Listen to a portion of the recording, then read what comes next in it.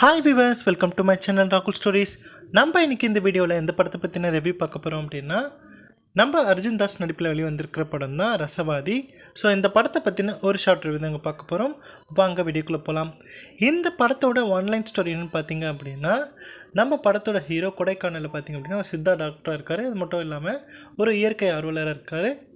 அதே கொடைக்கானலில் பார்த்திங்க அப்படின்னா நம்ம ஹீரோயின் ஒரு ரெசார்ட்டில் வேலை பார்க்கணும் அப்படின்னு சொல்லிட்டு வராங்க.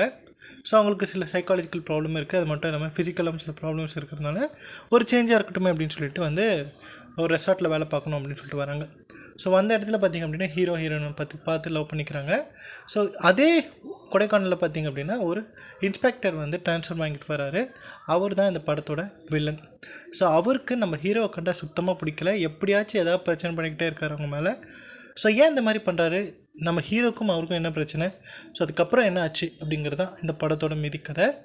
ஸோ என்னை பொறுத்த வரைக்கும் இந்த படம் ஒரு சூப்பரான ஒரு படம்னே சொல்லலாம். குறிப்பாக அந்த வில்லனாக பெர்ஃபார்ம் பண்ணக்கூடிய அந்த பண்ண அந்த கேரக்டராக இருக்கட்டும், அதாவது அந்த வில்லன் கேரக்டர் பண்ண அந்த பர்ஃபார்மன்ஸ் சூப்பராக பண்ணியிருக்காரு அவர். நம்ம ஹீரோ அர்ஜுன் தாஸாக இருக்கட்டும், அவருடைய பர்ஃபார்மன்ஸ் சூப்பராக பண்ணியிருக்காரு. ஸோ எல்லாருமே இந்த படத்தில் அவங்களுக்கு கொடுத்துருக்குற அந்த கேரக்டர் சூப்பராகவே பண்ணியிருக்காங்க.